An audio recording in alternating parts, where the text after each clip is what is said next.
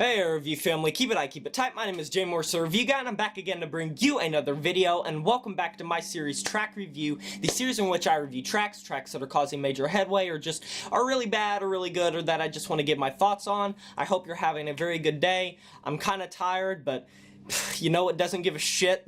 This new Full of Hell track, Armory of Obsidian Glass. So I believe this is the third single, or at least a single, from the upcoming album Weeping Choir by the American band Full of Hell, a kind of power violence band that mixes in grindcore, experimental music, sludge metal, and just overall some very heavy elements, a lot of noise especially. I've caught a lot of their releases in the past, and I have went through their discography and listened to it over time. And to be honest, there are some very good moments. There are some kind of duds in their discography. They've done quite a few collaborations with the Japanese experimental noise producer Merzabal. They've also done stuff with the collective known as The Body. They've had quite a few solo albums. I wasn't too keen on their album Trumpeting Ecstasy, which I believe is their last just full-length album by themselves. It's not a collaboration because I know they've done two with The Body. This is going to be their first release on Relapse Records, which I think is very, very nice for them because Relapse Records is a great label with a lot of great heavy metal bands.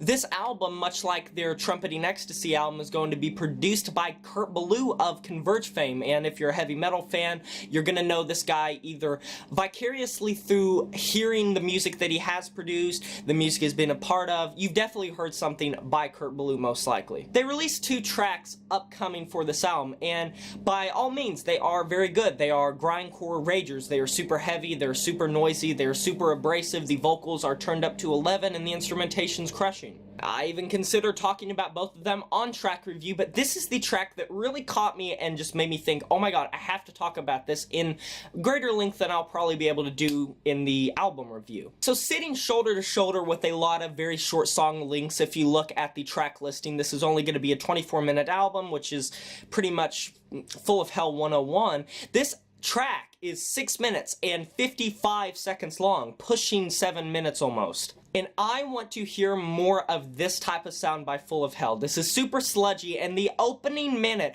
is one of the most disgusting openings of a song that I have heard since that Daughters album that dropped last year, You Won't Get What You Want. It's distorted, it's fuzzed out, it's wacky and funky and wonky and strange and ear-piercing, ear-shredding, and it is migraine-inducing. In the best way possible. The kind of angelic choir humming female vocals that carry on throughout the track are super ethereal and weird. It sounds like a spirit demon. This track sounds absolutely maddening. It sounds amazing. The production and the mix and basically the audibility of every single instrument, as well as the vocals, the dual vocal structure, I credit that to Kurt Ballou entirely. It's so densely populated and so thick. And let me take a sec to talk about these damn vocals. They are some of the best I've heard on any Full of Hell project. I have always really admired the vocals on Full of Hell, but sometimes they can feel a little bit muddied, a little bit one-dimensional, and a lot of times it's the production that really makes them stand out. But they sound so well-defined and so girthy, and they pack so much punch, this dual vocal approach of shrieks, like black metal-esque shrieks, as well as deep guttural death growls. And while these aren't really new additions to the Full of Hell sound, they've always featured these two different distinctive vocal styles that aren't really specific to them. They've really just turned it up on this track and turned it up on this album based on what I'm hearing from these singles. This slow thumping doom metal inspired sludgy riffage and drums that pause with these angelic chords in the background from these female vocals, and then just these roared vocals into oblivion. The atmosphere makes me want to jump off a bridge, like in the best way possible. Like this is just a terrible way to like treat the sound. It's horrific, and everything is thundering about this track, and overall it sounds absolutely wonderful. I've been over that before, but the production is wowing me, and it is really some of the best grindcore or power violence production that I've heard pretty much ever. And I would consider them kind of beating their own record for Trumpeting Ecstasy, because even if I was a little lukewarm on that album, the production was great and outdoes some of the great production of bands like Napalm Death and Cattle Decapitation and Pig Destroyer. And right when you think there's nowhere to go but down and the song has just sapped you of all of your energy in the best way possible, it comes through with this noisy finale where the vocals are just absolutely, I cannot produce a sound that sounds anything similar to this. Like, I highly suggest to listen to this track. Please listen to this track. I'm going to link it in the description.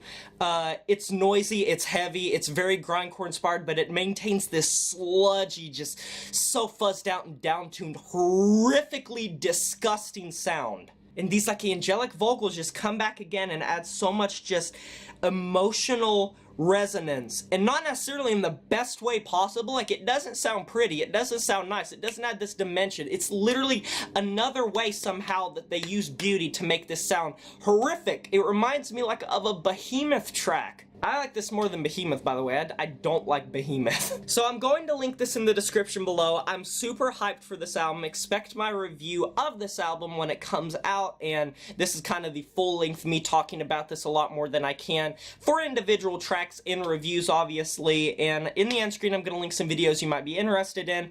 If you're new to the channel, you can subscribe, smash that notification bell to be notified of my regular uploads, and like this video if you enjoyed it. I'll talk to you guys next time, but until then, my name is Jay Morse, Review Guy, you know who it is, and I'm signing off saying farewell.